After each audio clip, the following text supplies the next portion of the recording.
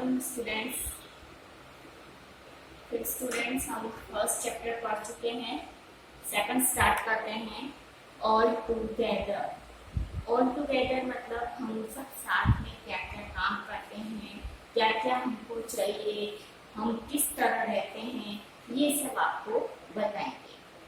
आपको चैप्टर में स्टार्ट करते हैं। We use air, water and food. अब आपको जीना है, रहना है, तो हमको सबसे ज्यादा सबको क्या क्या है, एयर की, वाटर की और फूड की। Sometimes we see that we misuse. आप देखते हो कभी कभी इस चीज का मिसयूज होते हुए दिखता है। कैसे? कभी देखते हो आप क्या है, एयर पोल्यूशन करते हैं लोग। आपका व्हीकल है, व्हीकल में अगर बहुत तेज धुआं आता है, खराब है, फिर भी आप उसको क्या करते हो, रिपेयरिंग नहीं कराते हो, तो क्या हो जाता है कि धुआं निकलता है तो आपके एनवायरनमेंट में जाता है तो एयर को खराब करता है। वाटर का मिसयूज कैसे करते हो कि कोई नल चालू रह गया पानी का और आप बंद भी नहीं करते हो, ब्रश करते हो तो नल चालू रख के रखते हो, तो इस तरह इसका मिसयूज करते हो। फूड का आपको जितना खाना है उतना ही लेना चाहिए। आप कितने बार क्या होते हैं कि डिनर में जाते हैं, आपको लगता है बहुत सारे लोग हैं तो आपको जितना खाना है उससे भी ज्यादा ले लेते हैं, बार बार आना नहीं पड़े। और फिर वो जब नहीं खा पाते हो तो मुझे तो टेस्टी नहीं लगा, मुझे तो नहीं बनाया, बहुत हो गया, और आप इसको क्या करते हो, फेंक देते हो। तो इस तरह का काम जो है वो मिसयूज कहलाता है कि जिसका यूज नहीं और वेस्ट करते हो। तो ये चीजों का हमें ध्यान रखना चाहिए। Environment gives us land to grow food and build houses. Environment हमको क्या देती है? आपका जो पूरा वातावरण है ये हमको क्या देता है? लैंड देता है जहाँ पर हम रहते हैं। फूड मिलता है, आप प्लांट को ग्रो करते हैं, फूड देते हैं, आप वहाँ पर अपने हाउसेस बनाते हैं। फिर एयर देते हैं, एनवायरमेंट में चारों ओर आपके क्या है, एयर है। Do we really do anything to maintain and preserve it? क्या हमें इनको मेंटेन करना चाहिए, प्रिजर्व करना चाहिए? यस, हमें क्या करना चाहिए, इसका मेंटेनेंस रखनी चाहिए, प्रिजर्व करना चाहिए, क्योंकि ये खराब हो जाएंगे तो हमको रहने में प्रॉब्लम होगी। Our country is a country which rich diversity. Diversity means different लोग रहते हैं यहाँ, right? Different varieties. यानी डाइवर्सिटी एंड चेंजिंग, हर समय चेंज होते रहते हैं। Our country show diversity. अब डाइवर्सिटी किस किस में अलग अलग मिलते हैं, जैसे रीजन, आप यहाँ से दूसरी जगह जाओ तो वहाँ पर क्या होगा, खान पीन, रहन सहन सब क्या हो जाता है, अलग हो जाता है, राइट? रीजन समझते ना? जैसे अगर आप गुजरात में हैं तो अपने यहाँ पे कैसे चनिया चोली और कैसे पहनते हैं, फिर आप जाओ राजस्थान में तो उनकी ड्रेसेस कैसी होती हैं, बिल्कुल अलग। फिर आप जाओ साउथ में तो उनकी ड्रेसेस कैसी होती है, बिल्कुल अलग। आसाम में जाओ, उड़ीसा में जाओ, तो सबकी ड्रेसेस जो है वो सब क्या हो जाती है, चेंज हो जाती है। ये इसको हम डाइवर्सिटी कहते हैं। फिर आप देखो कास्ट, कास्ट भी अलग अलग कास्ट के लोग रहते हैं। उसके अलावा लैंग्वेजेस, लैंग्वेज भी आप देखो, यहाँ पर गुजरात में भी अलग अलग जगह जाओगे तो वहाँ पर भी लैंग्वेज आपको चेंज दिखती है। आप गुजरात जैसे बंगला की बात है तो बंगला में जो हम गुजराती बोलते हैं वो ही जाकर आप थोड़ा सूरत में जाओ तो वहाँ पर गुजराती बोलने का जो लय है वो क्या हो जाता है, अलग हो जाता है, राइट? तो इस तरह लैंग्वेज। फिर आप गुजरात को छोड़कर दूसरे बॉर्डर पर जाते हो, यानी एमपी के साइड जाते हो, यूपी में जाते हो, राजस्थान की साइड जाते हो, तो वहां पर क्या हो जाती है, एकदम लैंग्वेज चेंज हो जाती है। तो इसके अलावा सेक्स, यानी कहाँ पर लड़के लड़कियां डिफरेंस हैं। फिर स्टेटस, सबका काम करने का टेक्निक अलग है, कोई क्या करता है, कोई क्या करता है, सब क्या एक ही काम करते हैं, नहीं, डिफरेंट वेराइटीज के काम करते हैं। तो इसलिए ये सब चीजें तो हैं, ये डाइवर्सिटी कहलाती है। तो our country show diversity in languages, caste, religions, sex and status. Religions में आपका धर्म जो मानते हैं, राइट? धर्म में जैसे आप देखो कि कोई क्रिश्चियन लोग को क्रिश्चियन मानते हैं, फारसी वाले। फिर आप देखो कि कोई हिंदू धर्म को मान रहा है, कोई मुस्लिम है तो मुस्लिम धर्म को मान रहा है। तो डिफरेंट रिलीजन्स में डिफरेंट धर्म को मानते हैं। तो इसमें क्या है, इसके बावजूद भी वो सब क्या कहलाते हैं कि इंडिया में। मैं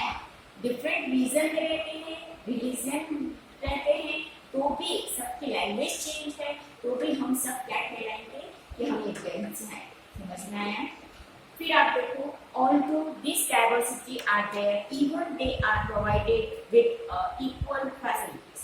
हम सब में इतना डिफरेंस होते हुए भी हमको फैसिलिटीज सबको एक जैसे मिलती है। ऐसा नहीं कि मुस्लिम लोगों को पानी अलग मिलेगा, हिंदू को अलग मिलेगा, फिर ईसाई वालों को पानी अलग मिलेगा, नहीं, सबको एक जैसा पानी मिलता है। सब एक जैसी जगह से खाना लेते हैं, फूड वेजिटेबल्स लेते हैं, ग्रेप्स लेते हैं, राइट।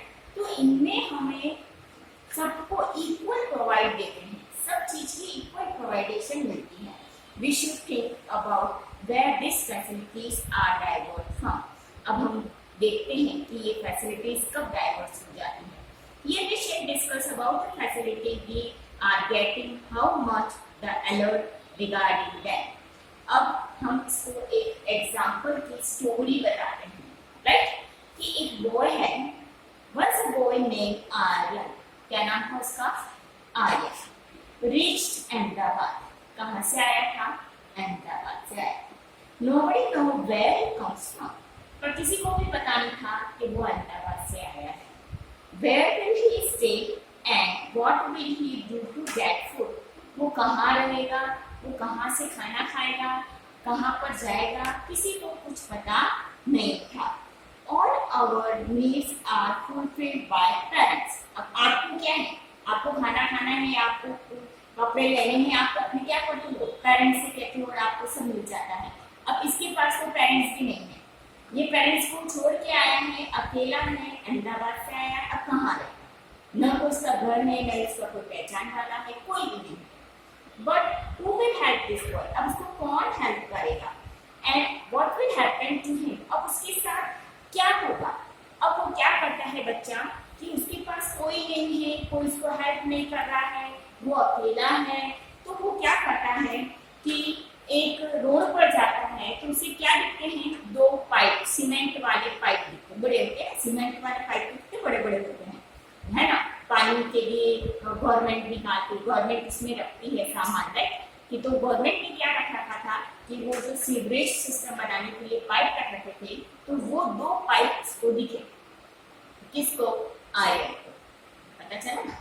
फिर आर्यन ने सोचा कि अब मुझे क्या करना चाहिए, यहाँ पर ही रह जाना चाहिए, इसलिए उसने क्या किया, उसके अंदर बैठ गया। किसके अंदर?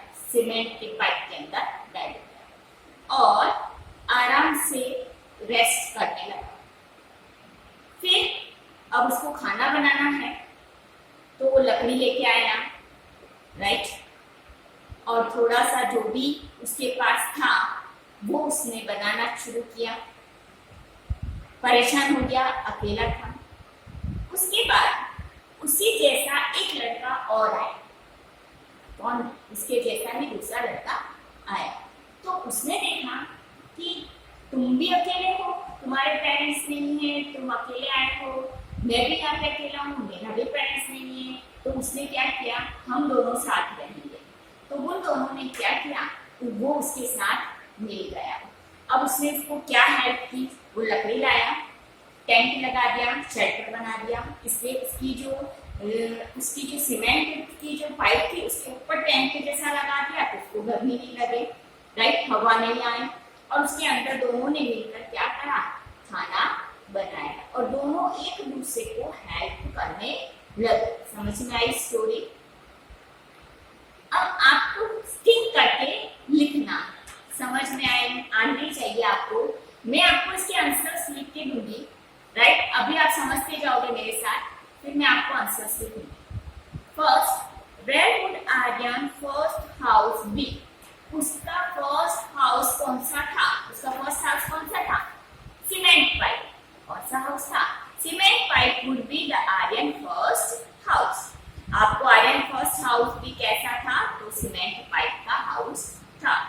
विच facility would Aryan have first? उसको सबसे पहले क्या फैसिलिटी चाहिए? क्या चाहिए? अगर हमको कहीं पे भी रहना है तो हमको सबसे पहले क्या करनी पड़ेगी? घर चाहिए, हम रहेगा, राइट। तो first he have having a new home to live and hence they start living on the one of the two cement pipe. सबसे पहले उसको रहने के लिए क्या चाहिए था? घर चाहिए था, और उसको वो नहीं था, इसलिए वो कहाँ रहने लग गया?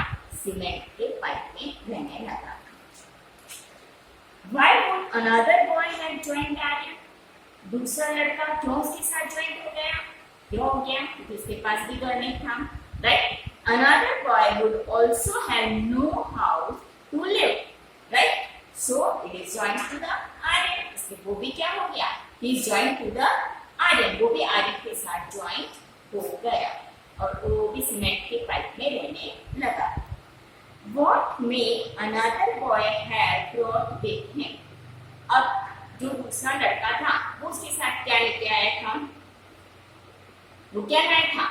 लकड़ी लाया था रूफ बनाने के लिए, उसकी शेल्फ बनाने के लिए। Another boy have may brought with a woods for making a roof. Roof यानी शेल्टर, शेल्टर बनाना था उसको, तो लकड़ियां लेके आ गया था और शेल्टर बनाया था। आपकी जो 7 नंबर का जो पिक्चर है उसमें आपको बताया है, right?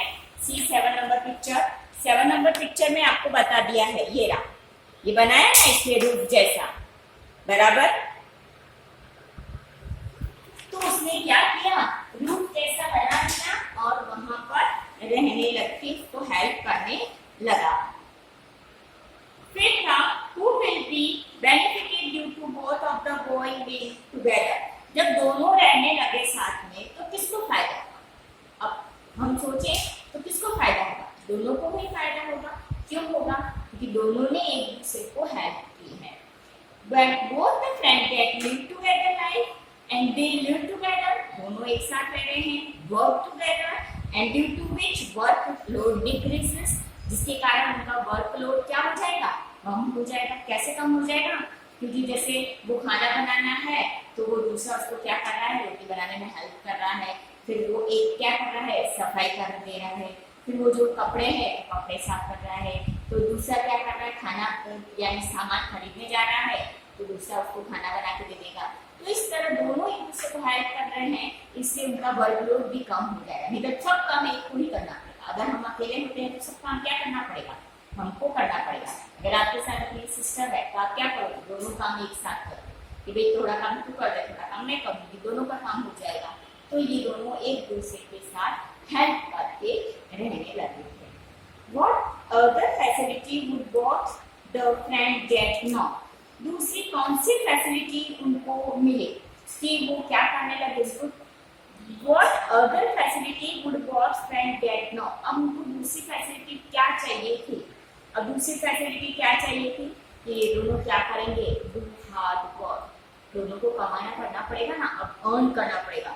Earn money to get in more facilities। अगर उनको फैसिलिटीज अच्छी चाहिए, राइट, मोर फैसिलिटी चाहिए कि भाई अब हमको यहाँ पर अब इस पाइप के अंदर नहीं रहना है या पाइप के अंदर ही रह के अभी हमको अच्छा खाना खाना है, तो 1-2 दिन तो उसमें बाहर से किसी से मांग के और खा लिया, रोज तो मांगने जा ही नहीं सकते हैं, तो आपको उसको अर्न करना पड़ेगा। तो अर्न करने के लिए हार्ड वर्क करना पड़ेगा। तो हार्ड वर्क और अर्न करना, उसके लिए अब क्या था? मोर फैसिलिटी अगर चाहिए तो उनको हार्ड वर्क करना पड़ेगा और अर्न मनी के लिए वर्क करना पड़ेगा। What would they do to know to get more facilities? समझ में आया ना? And where would the boys buy vegetable from? Vegetable कहाँ से लाते हैं, right?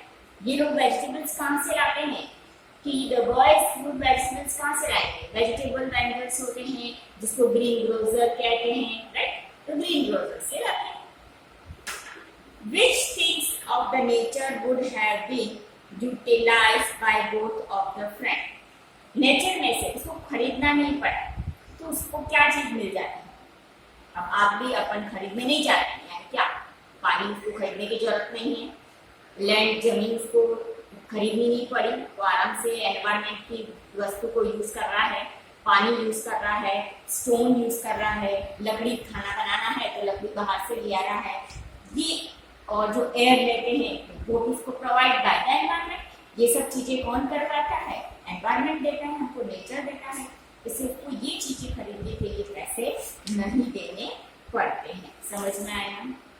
Next, what are the essentials it require for a man to live? अब man को रहना है यानी आदमी को रहने के लिए क्या चीज की जरूरत होती है?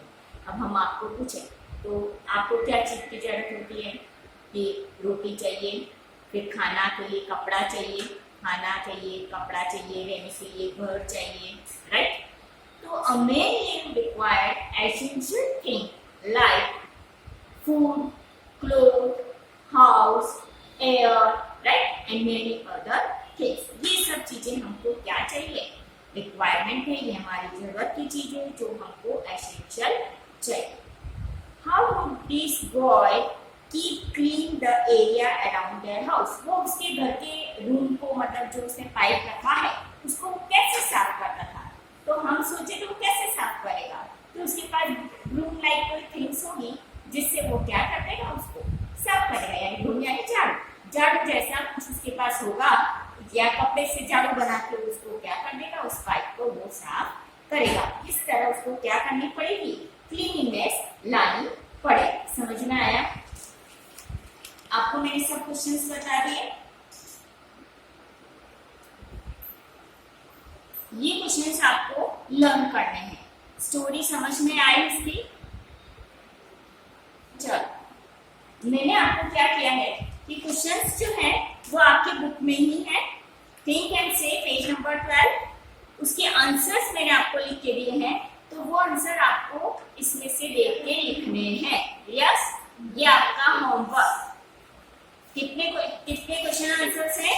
आई थॉट 11 क्वेश्चंस हैं. इन क्वेश्चन आंसर्स आपको लिखने हैं और आंसर्स मैंने दिए हैं, क्वेश्चंस आपके बुक में हैं. Okay, see the answer.